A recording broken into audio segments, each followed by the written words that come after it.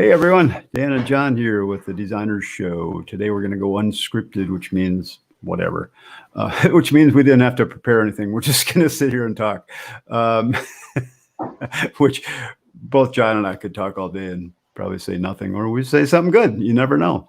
But anyway, welcome. There's a few questions out there already. Yeah, I see that. Well, we got a good morning and we got a question, and I got another question that I'll put out there. So you guys on the call, feel free to post anything that you'd like as far as questions today, whether it's about chief architect, if you have some tech issues, you want to talk about a little marketing, you want to talk about how you're doing, how's business, how's this COVID thing treating you? Yeah, we're wide open to suggestions and questions today. So, and we'll repeat that again in a little bit here because people are starting to log in. So again, welcome to the Designer Show.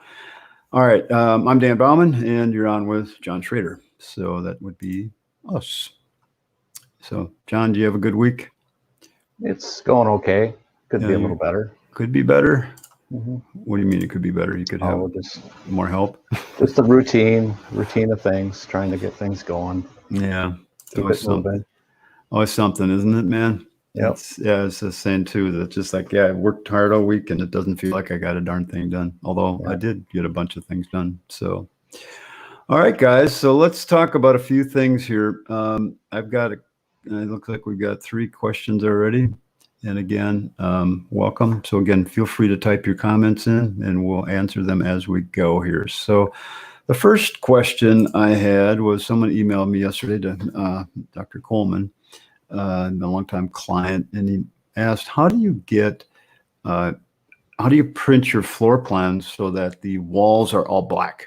Okay, so right now in my template, I have, the walls are light gray. All right, so I like the off color. I mean, if you want to have color in your walls, you can go into the wall and you can change the layer of the colors if you want to. So you click on a wall, go to wall type, hit define up here, and then you can change the color, the fill color of the walls. Now, if you got a plan done and you go look at it, you'll say, well, it's kind of a pain to have to go change the wall colors back and forth all the time. So here's I'll show you a little tip that I use to do different types of walls. And you'll notice here too that you'll see in the light gray wall color that it's kind of a checkerboardy thing. So that's just indicating that it's transparent. So that I keep my walls at 50% transparent. So if I ever bring in a picture of a floor plan or something, and I draw a wall on top of that floor plan, I can see through the wall color and see the windows and doors and things like that in that plan that I'm tracing over. So there's a reason for that. But let's go do a different thing. Chief has a tool called the hatching tool for walls. So I've added that hatching tool to my custom toolbar, and these are the only icons I've added to my toolbar, and the wall hatching is one of them because I use it a lot. But if you go to the build menu and you go to walls and you go up here, and you'll see the wall hatching icon is right here. Okay, so you can grab it from there as well. So I customized it in my toolbar and added I could grab it from there. So what you could do is you could start putting your hatching on your walls, and you notice that it is setting in a angled hatch. Okay, it's not putting in a solid hatch. And the cool thing about a hatch is that if you're doing a plan and some of the walls are remodeling and some of them are new, or they're all new, or they're so you want to distinguish new versus old, you can move that hatching just like a CAD box. It's a CAD box that fits in the wall, so you can stretch it, move it, put it wherever you want, and so you can designate just where that part of the hatching would be. So back to how do you get that to be black now? Because there's really, John, do you know if there's a way to set the wall hatching as a default? Can we do that? That's what I've seen. Yeah, I don't think so. I was looking for that, and I can't see where I can say I want all my wall hatching to be black or red or whatever color you want it to be. However, you can click on any one of them, just like a CAD box, and you can open it and change what kind of wall hatching it is under the fill style.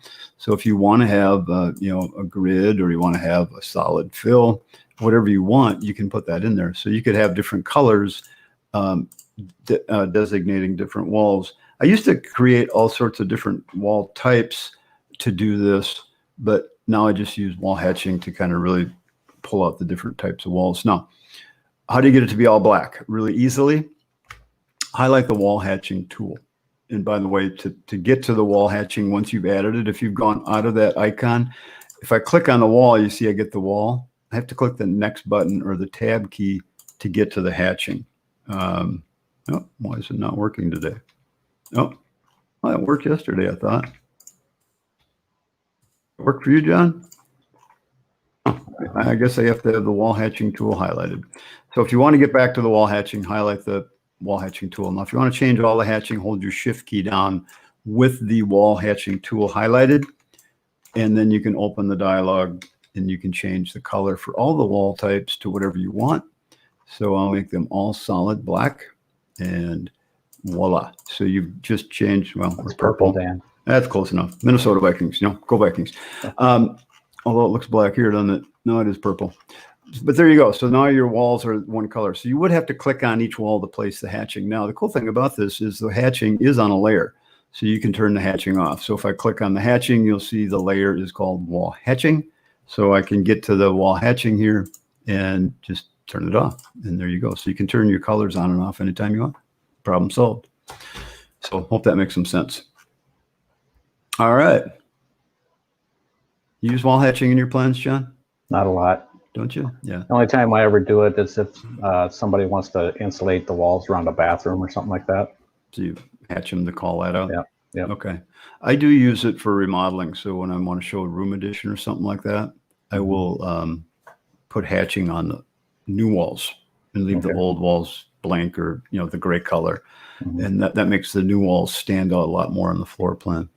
I think what I've done in the past is make a wall type for the existing walls and then take the fill out of them completely. Yeah. Yeah.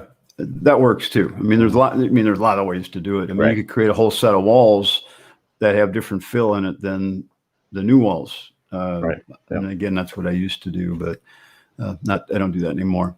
All right, cool. Again, you guys on the call, feel free to ask any question you want. Again, whether it's chief architect related or marketing or whatever, you're just having a bad day and you want to talk to someone about it. Dr. John is here to help. I'm I'd be his assistant in that one. All right. So next question, John, I should just let you handle some of these. How about that? Chat says, hey, Chat, how you doing, man? That's your niece. What a cutie. How's everything in Florida? It was nice. Chet lives down in Orlando, and he did stop by our big Orlando house a few years ago. And he invited me to stay with him one time, and I did. So thanks again, Chet. You need to know how to raise the ceiling to a scissor truss. For existing roof is a 512, and the pitch on the inside would be a 312. All right, good question. So when you're doing any kind of a roof, and again, let me go ahead and just pop a roof on this plan. So I'll go turn the auto roof function on by double clicking on the roof. We'll auto build roof, click OK. And we're going to have what did you say, 512 on the outside? Yep. And 12 on the inside. Check your rafter depth. If you're using a truss, make sure that your structure, this affects the bird's mouth a little bit, but you could change the thickness of the rafter, or you could change the raise off plate a little bit, but we won't get into that right now. So let's go ahead and put a roof on, and I'll just mark these two walls as gables by clicking on the full gable tool here. All right, so let's put a scissor truss in this room, because right now, if we go look at that, it's going to be just a typical flat ceiling. So let's tile our display here. And all right, so let's go do that. So first thing you have to do is turn the ceiling off in the room. So we go to structure, turn that ceiling off in the room. That leaves, see how that turns it into a vaulted ceiling automatically. Now we want to make it a scissor truss. And for that, we're going to use our ceiling planes. Okay. Ceiling plane tool right here. So the cool thing about ceiling planes is, you think of the roof sheathing as kind of the top surface, the top part of the truss. Ceiling plane will create the bottom part of the truss, or the bottom part of the framing. So it'll form inside that room. So let's just double click on the roof icon again and reset the pitch to what we want to draw. In this case, it'd be a 3. That just means we don't have to go change it manually after. All right, then we're going to go draw our ceiling plane, same exact way we would draw a roof. we're gonna.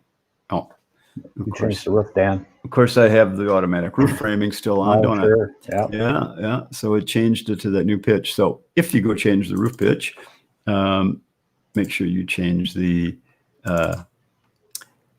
you uncheck build roof planes again after you built the roof. All right, so let's go change that. Click OK.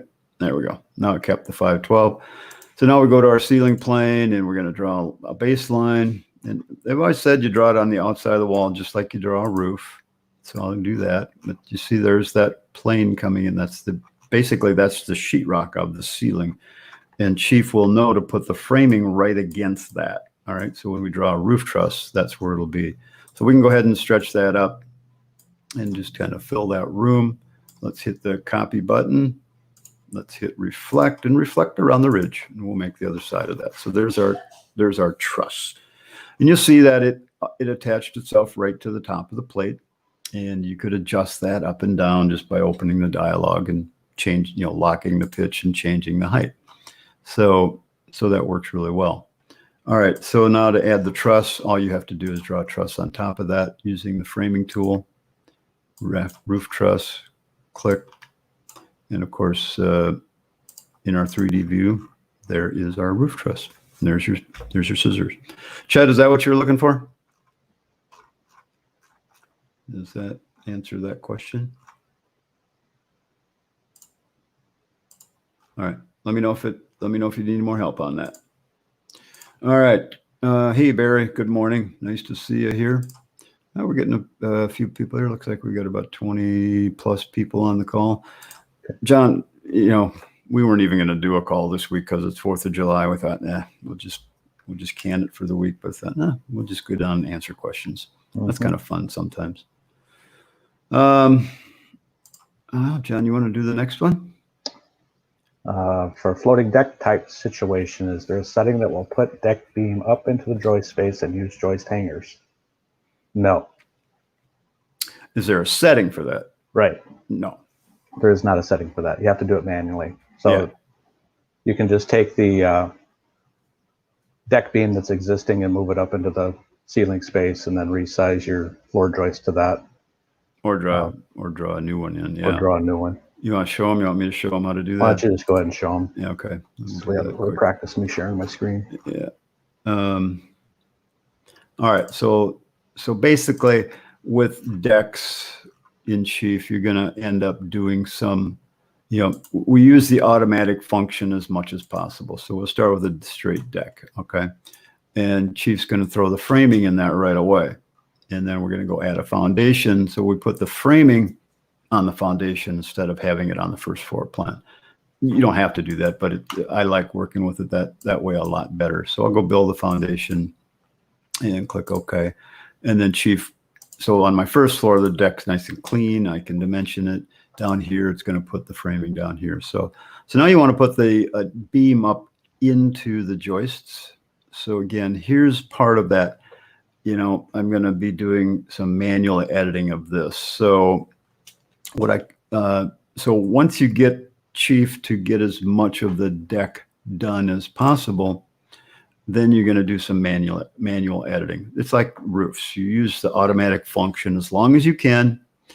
And then at some point you say, oh, that's about as much as I'm going to get out of the auto function. Now we need to do it manually. So here's what I would do to put that beam up into the joists instead of having it on the bottom. Oops. Is I would start by trimming off my joists here. All right, so let's just work on this part of it here. All right, so I'm going to click on the beam. I'll leave the beam where it is. I could change the beam to whatever I want it to be, but I'll leave it where it is. So I'm going to take this and I'm going to hit my trim tool here. That's this trim objects. Remember, all these joists are just CAD boxes. And I'm going to trim off all of the joists here. All right, and what did I do? I got too much of it. Let's go and do that. Let's do it again. So click on the beam, trim. All right, start here. I don't want to get the rim joist. There we go. I guess I got the rim joist over there. Not a big deal. No, I didn't. Oh, because the beam's going all the way out there. Okay, not a problem. All right, so there I've got those done. So if now I would need to move that beam up into the same height as the joist. So let's open a joist and let's look at the top height of it. The top height of it is -1.1 So let's copy that number and let's make the beam at the same height. So I go up here and I'm going to go lock the depth and I'm going to put that number here. And now that framing for the deck will be at the right height. So let's go ahead and take a peek at that. And so there you go. So now we've got the beam up in the joist. And Chief's not going to put joist hangers on automatically. I mean, you could do them manually. There are joist hangers in the library. I think it's, which library is that? Is that the you know which library is that? The what's the metal? The company that makes all those metal. Simpson Strong Tie has some joists that you could pop in. So, but now I would take all of those joists that I've just trimmed and I would copy them and I would reflect them around this beam. So I want to get on that side. Oh, I guess I got the beam. Nope, I got the wrong side of the beam. Let's try that again. Click, copy, reflect, click the back side of the beam here. There. Oh, click on that too. If I'm clicking on the other side of the beam, center of the beam, I got to go to the center of the beam. I might have to draw a line for that. I don't know if Chief will find that automatically. Let's just draw a center line. Here we go. So now I got a center to click on. Thank you, John. Copy, reflect, and do that. Now, there's another thing you could do, I think, if we would have just drawn a box over that beam, like this, okay? We could click on that box, and we could hit the trim tool, and we could draw a line down the middle of that box, and it'll trim out both sides of the beams that way. Oops. So that is another way to use the trim tool. So many ways to do it. Yeah, isn't it amazing? So that's part of learning tools. And again, to finish this up, I would just extend my joist out to that one, and there you go. Of course, if you wanted that other beam in there too, you'd have to do that same thing. So it's really not that hard to do manually. You just have to understand the tools. And again, we're going to have to raise the posts up. So you can go here and you can do it manually, or you could click on them and you could, if I got the bottom side of the beam, so there's the bottom, the height of the beam's bottom, I could hit that, and then I could just click on my posts. And then I could say, well, lock the bottom height, but make the top height that number, and it'll change the height of the beams or the posts. So there you go.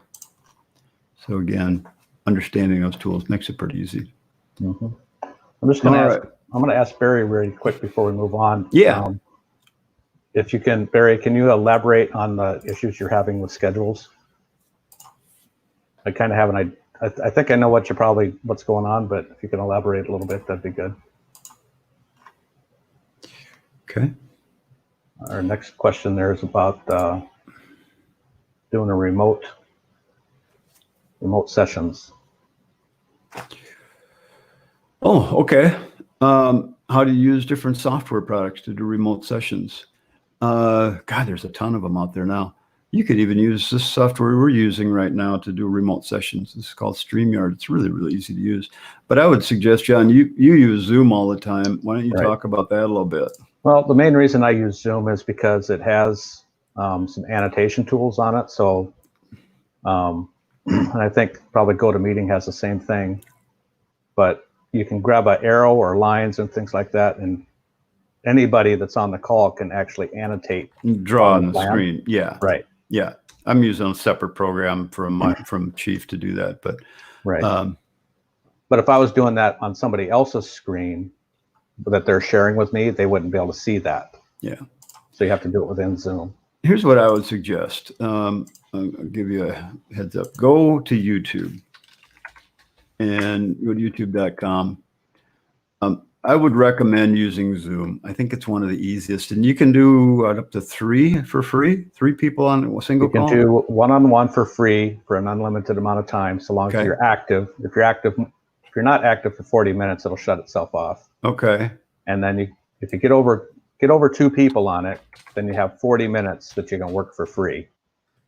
And after that, if you don't want to hassle with, and they even tell you after the 40 minutes, just sign back in again. Yeah. And keep going. Yeah. So Zoom is free. Now, if you go to YouTube and search for Dottotech, but if you just searched how to use Zoom, you're going to get a ton. I just happen to like this guy. He does a great job teaching this stuff.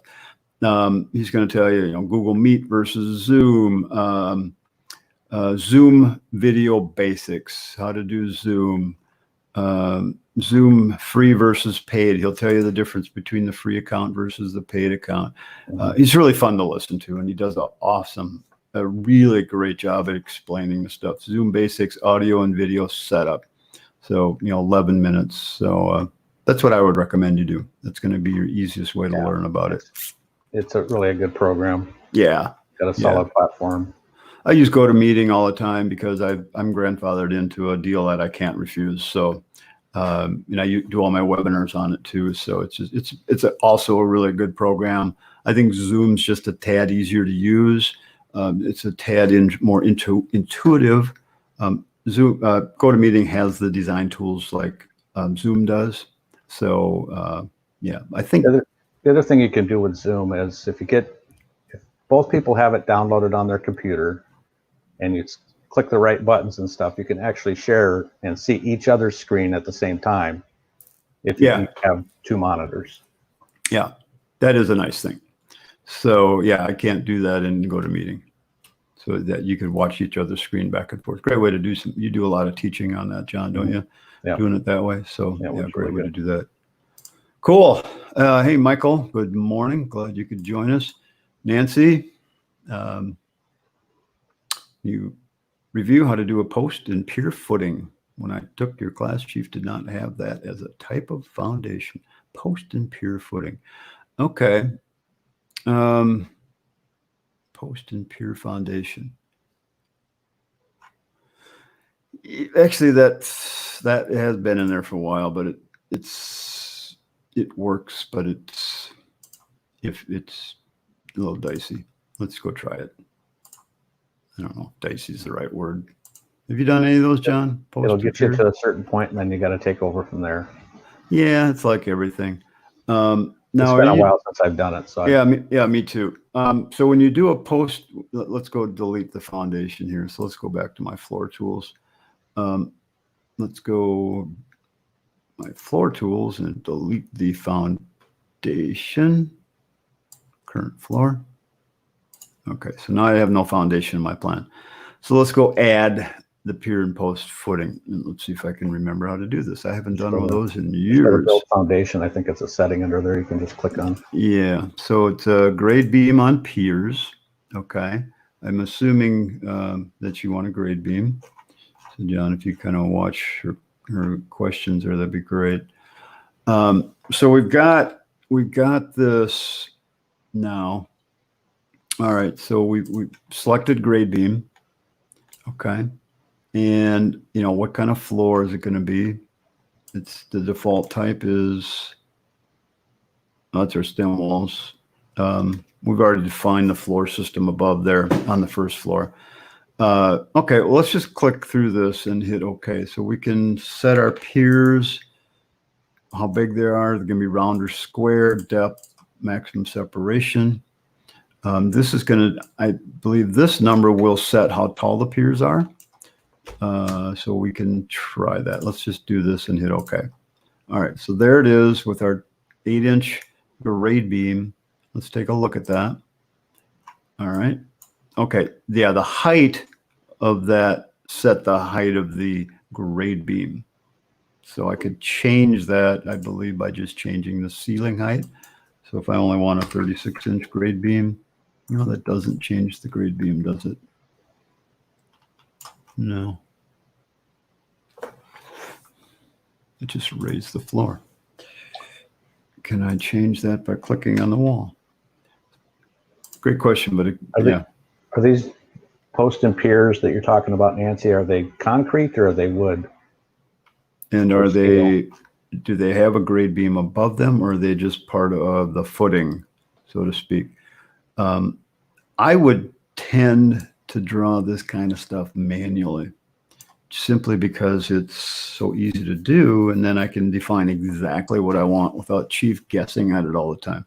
Now, because there's certain, you'll see here, we were having trouble changing the height of that gray beam. And I was just looking at that to see if I have an option for that. And I don't know that I do once I put it in, other than to stretch the bottom of this up, which works too. And you'll see how the posts come with it. But you have to do that manually, which again, not a big deal. So let's make this open below. So we'll get rid of the floor in there, so we don't have that in there, because we'll still have the floor joists on the first floor. So we just make that room name open below, or call it unexcavated, I think would work too. So we could manually go in and change the heights of those. So to do it precisely, you'd have to go into an elevation, and then you could dimension it the way that you wanted to. So if I want that to be 24 inches, I could do it there. And then when I go do my next wall and I cut through, here's a little trick for you. You notice that on my floor plan, I cut through with my camera. I'm cutting through the wall right here. Okay. So in an elevation view, that's going to leave that edge exposed, and you can snap to that edge. So now I don't have to do the dimensioning. I can just click down here and I can move my cursor and see how it snaps there, because I'm cutting through another 3D object. All right. And finally, let's see. So back to general, can I adjust the height of the posts? I don't know right offhand. I don't know. Can I click on them? I can click on them and adjust them this way. I can open the dialog box. Okay, yeah, so I can open the dialog box for the piers and adjust them that way too. Top height 0, bottom height, yes, bottom height would be -24.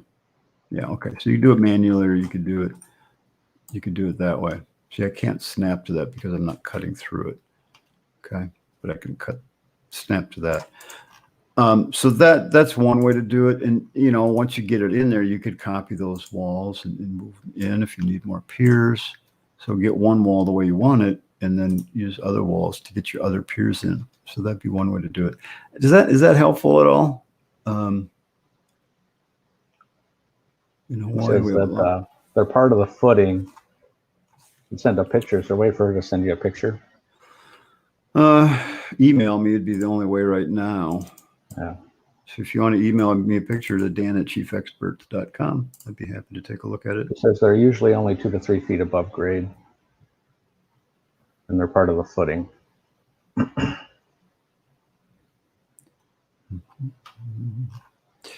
Robert Larson, are you on the show? I just noticed there's an email from Robert that says, "Where's the show?" So if you're on the show, put a message. Otherwise, I could email you real quick. I suppose I could just do this right here. Let me do that real quick.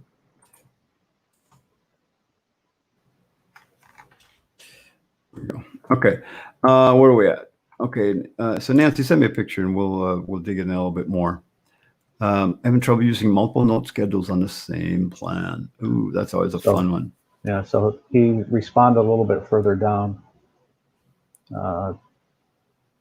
Go ahead and just read it. Framing notes, foundation notes, keeping them separate from each other. Oh, okay. Notes are really tricky because you can have so many notes on.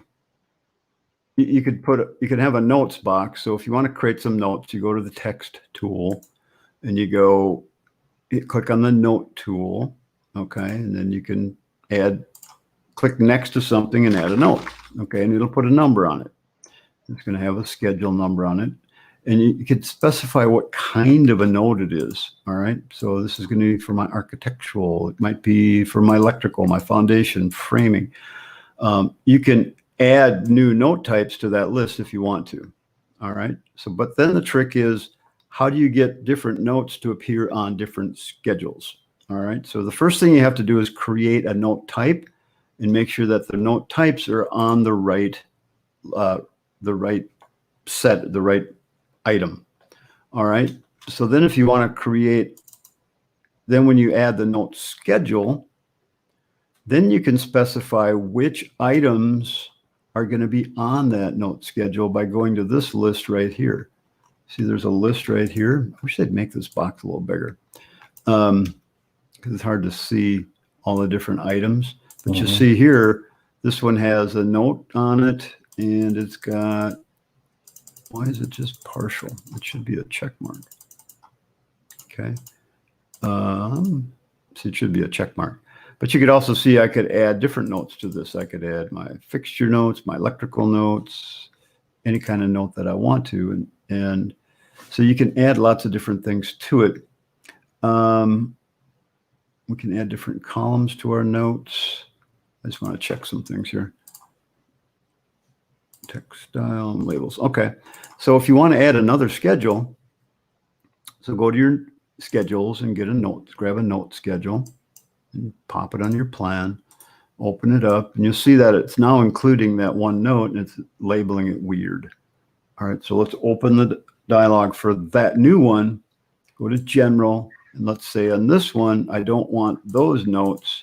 I just want to have my, we got to create cat. Now, why do they have,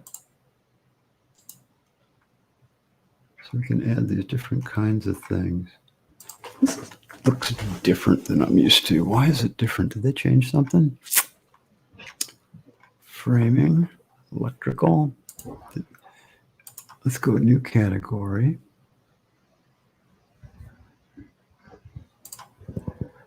Why is it not showing me the list of notes that I have? Are you clicked on an object that you're trying to put a note on? So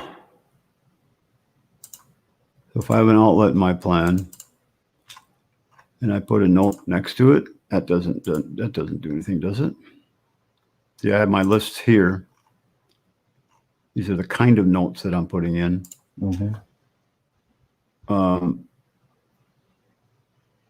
So that's the note type. Where in the schedule do I say just use that note type? Categories to include. Here it is. No, that's not it either. All right. Objects from all floors. Go place your note again. All right. Place a note number. Yep. Okay. Let's do this. When you go away from these things for a while, you could tend to forget. So, and that's just what happened here. So I'm going to place a new note. Okay. And then go down to schedule. On the right. Schedule. Okay. Thank you. There. There it is. That's right. They changed the note schedule settings. Okay. Thank you. So here's all the things I had the note types listed. All right. That's cool. That's right. They have changed this. So I could say just do that kind of a note. And you can put that note on multiple schedules, can't you? Yes, you can. And that's part of the trick. Okay. So we've got the kind of note it is, and we want to say which schedule it's going to be on. That's right. The next 12, they changed all of this. All right. So you notice we've got 2 notes here. We have no notes on this schedule. Look at that. Now, why is it's putting in an outlet here? Because, so are they doing some stuff here, John, that are showing symbols? I've never seen it put a symbol like that before. I have not either.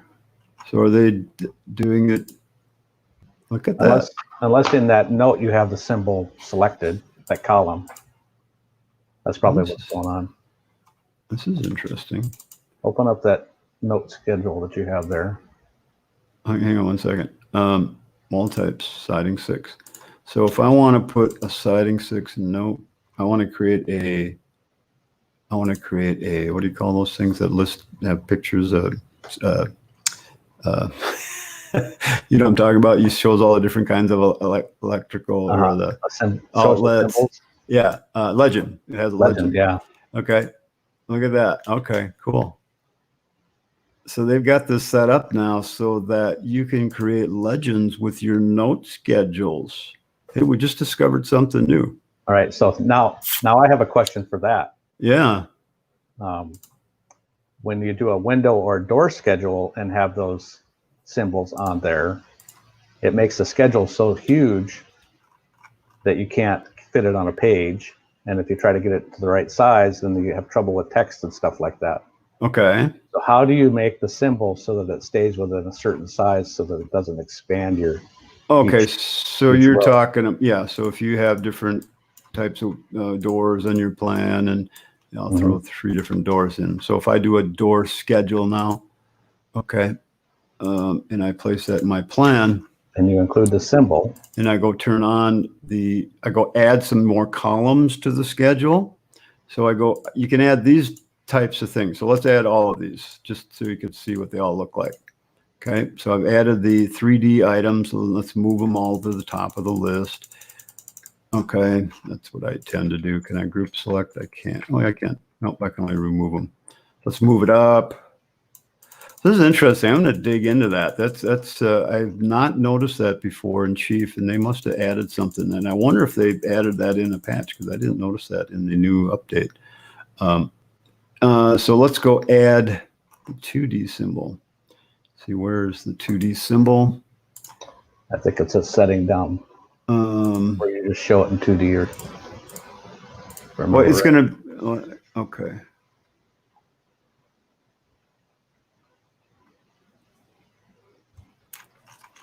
Not seeing it. 3D, 3D, 3D. It's a separate setting, I thought. It might even be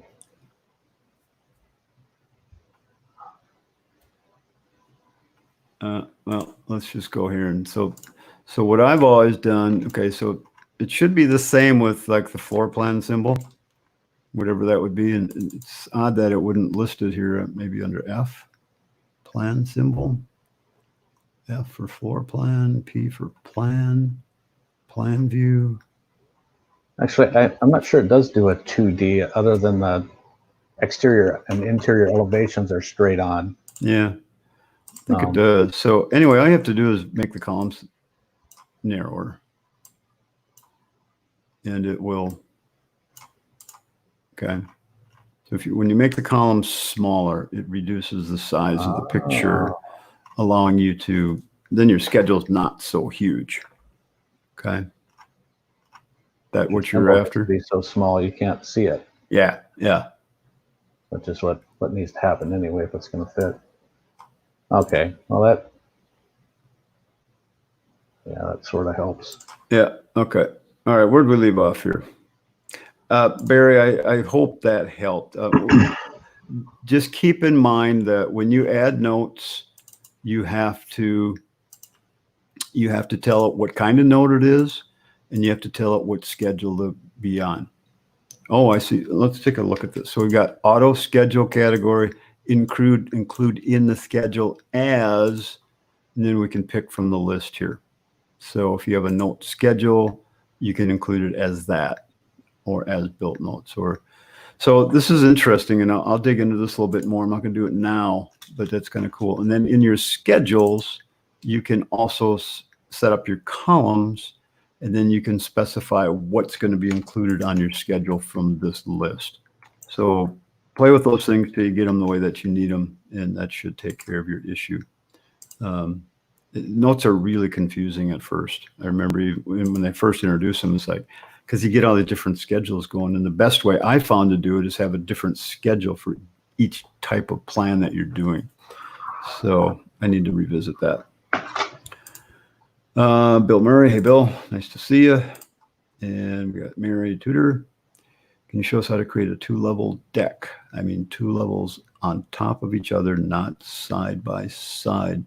So basically, you just create one on each floor. So I've got a deck here. So if I go create another floor, let's go build a new floor. Let's just do it like this. So let's go do this trick. Let's go build a new floor. Let's make it blank and click OK. And I'll just leave these heights the way they are. Then I'll go back down one, and let's just grab all this stuff and hit copy. And then we'll go up to this floor and we'll hit paste hold position. Now I've got 2 exact floors on top of each other. Let me get rid of the roofs on this floor. Okay, now the trick is, all right, so I've got a lower deck and a taller deck. So I've got 2 decks in my plan. All right, one on each floor. And I got the roof. I need to raise the roof up because that didn't raise when I moved it up there. Let's group select those roofs and open the dialog. And let's lock the pitch and add 8 feet to it. 8 feet. Done. All right. All I did was I raised those roofs up. There we go. So you'll notice that I'm getting a ceiling in each of these. So let's go into the room and turn the ceiling off. You're going to need to, it doesn't have a ceiling in there. Oh, it hasn't put the framing in.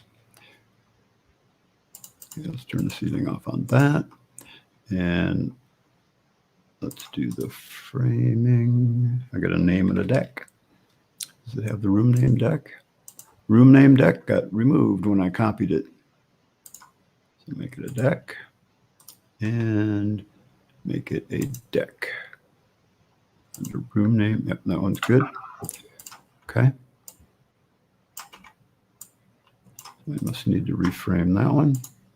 So here's the button when you've done your deck, and if the framing's not coming in or you need to redo it, that's your framing button for decks. So now we've got 2 decks in, okay? So we didn't put posts or anything typically because we'd have these railings would be going up to support. So let's just click on those, and under the rail style, or the rail style, let's make those posts to a beam, okay? And then we could go to the spacing. So if we want to go to newels and balusters, we could say, well, let's make those every 4 feet.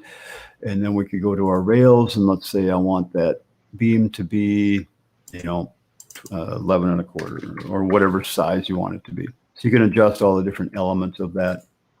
And there you go. So now you've got that going on. So now I could get rid of these little doohickeys here. Doohickeys, isn't that the new name for a beam? Anyway, but that's one way you could do it, short of adding your posts manually and that kind of stuff. I hope that helps.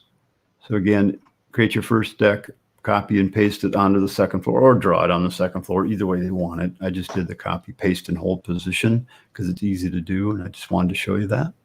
And then make sure they're named decks. Make sure you have the right, you can change the floor thickness of those decks and do whatever you want to there under structure.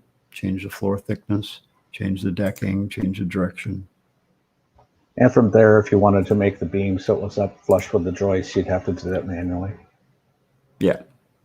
A few weeks ago, we talked about as-builts. That was a few weeks ago. What are some of you using as a vehicle or marketing tool to reach the potential client? I assume you're talking about to get out and do as-builts, no design. You're just going to go measure the buildings for people. Oh my. So John, you're doing that right now.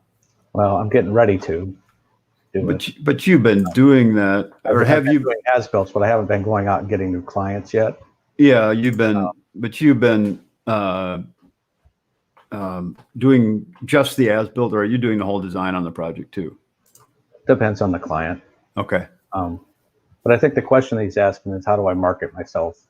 Exactly. And I guess what I'm going to be doing is, the thing that's holding me back is I want to make sure that I have a way to manage all the information, because I'm going to have 3 or 4 people working with me.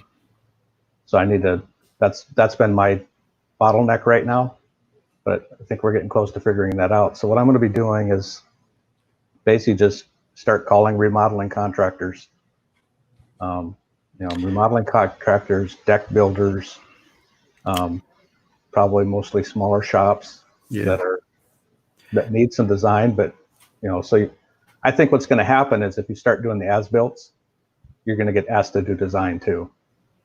Probably. Or you could just say, hey, no, I'm just going to do the as-built for you. You can do that. Let me just specify what you want to do now. Jim, I think what you're talking about could be a really lucrative business. Here's the deal. All right. So measuring buildings accurately, that's keyword, accurately, takes a lot of time. It takes, not a lot, it takes time. All right. Once you get better at it, and you're probably pretty good at it already, you can, you kind of know how long it takes to measure a house. So what I would do is put together your list of types of as-builts that you do. You're going to have your whole house as-built. You're going to have your, measure a part of a house as-built for a room addition. Because with a room addition, sometimes you do have to do the whole outside of the house to put the roof on it and that kind of stuff. Right. So, get kind of a range of what you're going to do for that. And then, get that stuff listed out. And I can, from speaking with lots of contractors over the years, a lot of contractors, if they had access to someone that would go measure the jobs for them and they could trust the measurements they're getting, and they could feel confident about the information because they're going to have tons of pictures, maybe you're going to include some video, you're going to show, you're going to do a little research and give them the tax information. There's all sorts of things that you could be offering them in that as-built thing. And again, we talked about a lot of that stuff in those meetings that we were in.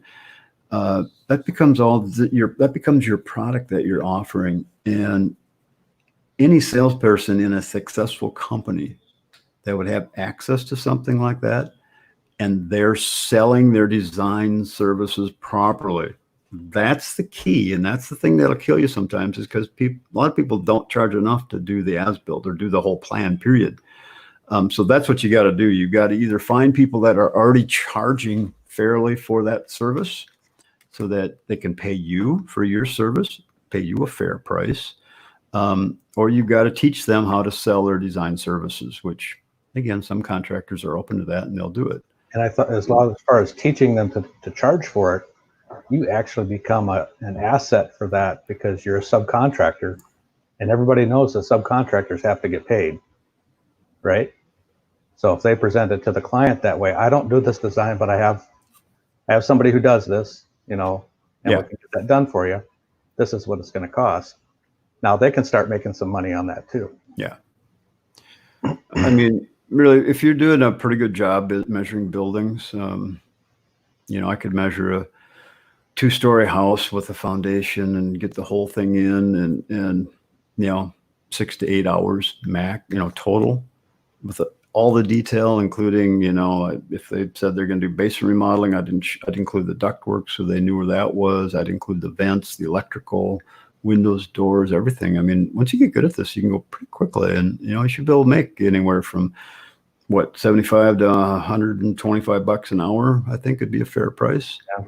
Does that seem reasonable, John? Or more. Yeah, or more. So, especially if you had got to the point where you felt comfortable doing a fixed rate, and then get done in 6 hours, and you figured it was going to take 10, Yeah, but I can guarantee a salesperson would rather sell and design than measure houses. Mm-hmm. So you got to get out there and pound the pavement and just find those companies. Check your local remodelers association, NARI, or even what are some of the other ones, Betsy, and check your builders associations, and just start looking at the contractors that are part of those associations. Find the ones that are on the board. If you find contractors that are willing to spend time being on the board of an association, you're going to find a successful company, because first of all, they've got the time to do it. So that means that their company's kind of taking care of itself. And secondly, they're probably looking for good people that can do this kind of stuff. Mm-hmm. And I would say that'd be a really great place to start. And I guess the other thing I'd say about that is if you don't want to do any design, all you want to do is as-built, I would encourage you to get teamed up with somebody else who uses chief architect, because I can guarantee you they're going to start asking you to do more than just the as-built. Yeah. Todd Webster asked, I did a deck design webinar the other day, a week ago. It was a total disaster. I felt so horrible about that.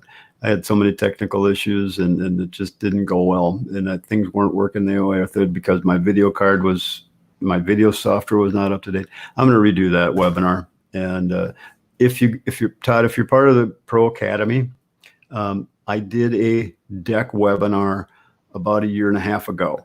That's in there. Everything's good to go. Some of the samples are there. But I am going to redo that one. I just felt so bad about it. It was not good. So I felt like I wasted everybody's time. which doesn't happen very often, but that's kind of how it felt. Maybe it wasn't as bad as I'm making it out to be, but I wasn't pleased. John was there. You saw what happened. Yeah, I felt for you. It wasn't pretty.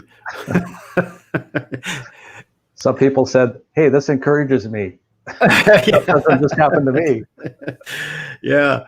After all this time of doing this, it still happens to the best of us. I tell you, what are you going to do? And now I did a fair amount of preparation for that damn thing too. It's just like, Nancy says, and I would do a lot of old homes built this way. Are we talking about the pier footing thing? Yeah. Okay. If we don't have too many more questions, let me come back to that. Larry said, can you add a block detail to the notes? A block detail.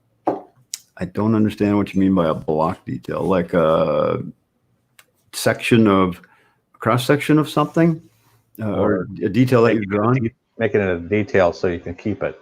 Yeah. Larry, I don't understand that question very well. If you could post a little bit more, that'd be great.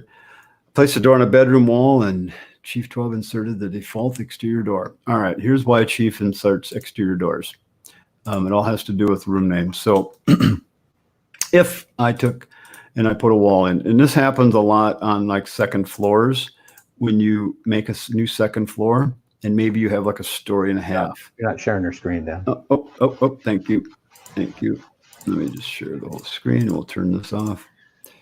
Bill, there we go.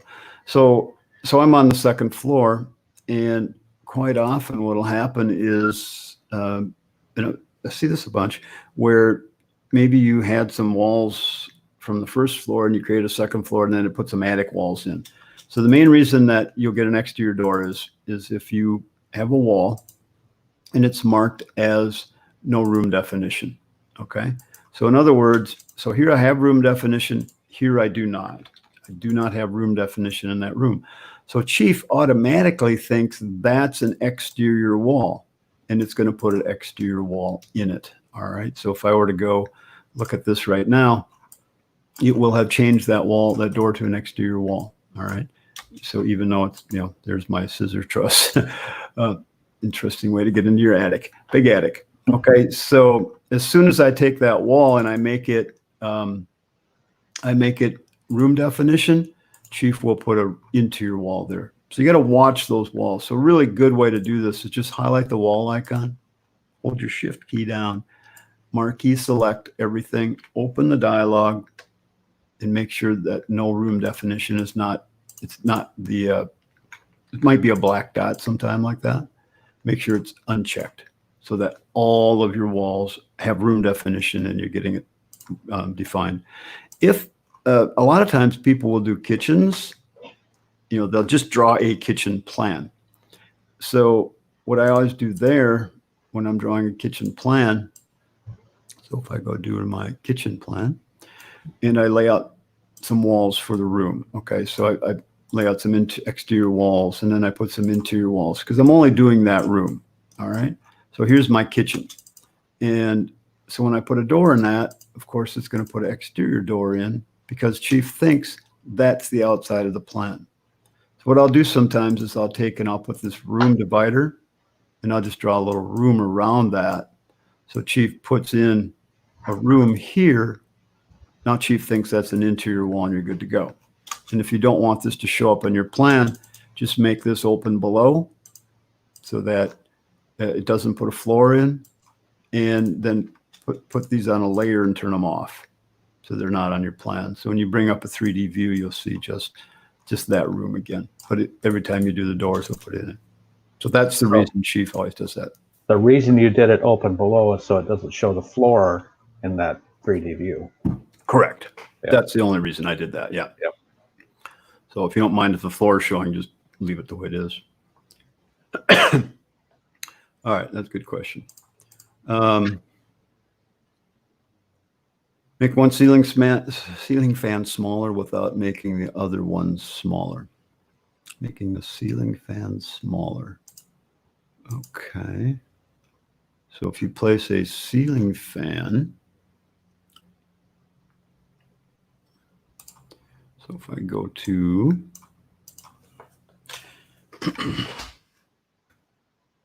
so when you're doing symbols like fans, all right, so let me grab a classic fan here. Okay. Oops. Yeah, turn electrical on. So there's a fan, and you want to have another one that looks smaller. When you copy it, it looks bigger. And on ceiling fan, you don't have handles to change the size of it. All right. So probably we got a couple options here. One, we could open the symbol editing tool here, and we could try to change the size. Dan, can you take the question down so we can see what you're doing? Oh, thank you, John. Yep. Give me 1 second. Okay, there we go. All right, so what I did is I clicked on the fan and I clicked on this little tool down here.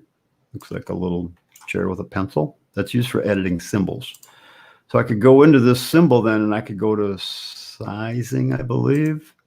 And let's try changing the size here. I don't know if this will work. Let's try.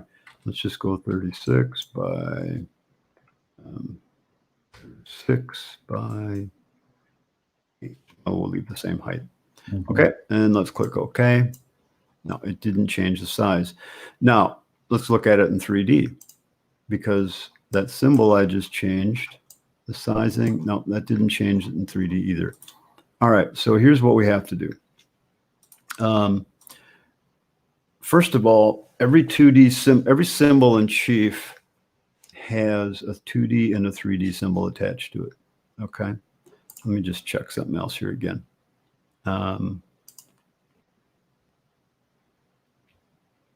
Yeah, I can't change the size of that item in this view. Okay, that's fine. All right. So first of all, you could just go try to find a smaller fan. That'd be easiest. Secondly, we can, okay, so it looks like when I click on this fan, all right, so I can, hang on here a second. I was just trying something. I do get some handles.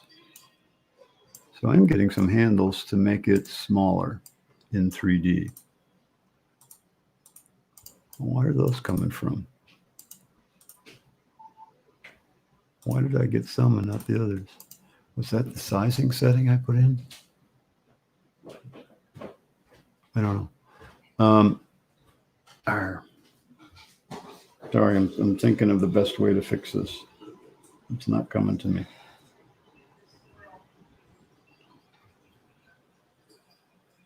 Having a mind blank. John, you got any idea? Yeah, you just click on the symbol. But no, the fans don't give you that option. The one I clicked on did. Is it? Yeah. Yeah, it's a 3D fan. Why am I not getting that? Just click on it, and it's right there in the first, under General. Oh, right God, there. Here's. Change it right there. God, what was I thinking of? 32 by 32.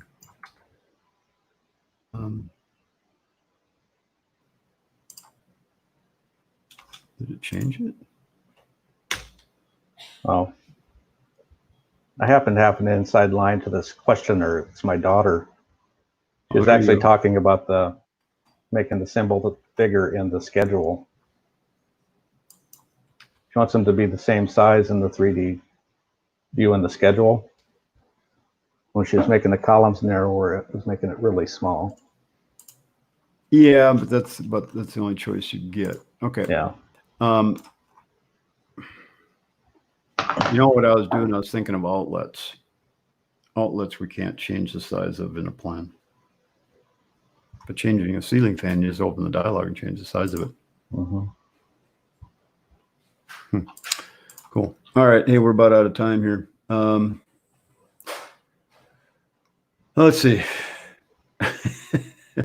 Dan@chiefexperts.com. It's my email. If you send me that right now, I will spend another moment showing you how to do this, Piers.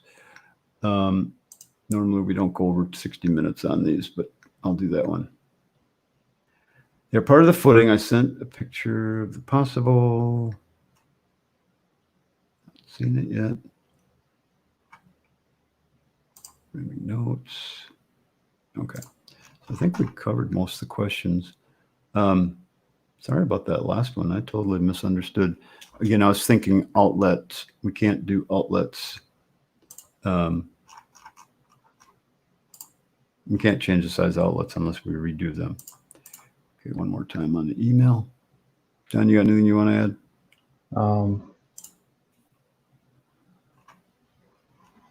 Yeah, I think you can change the size of the outlets. Can you now? Yep.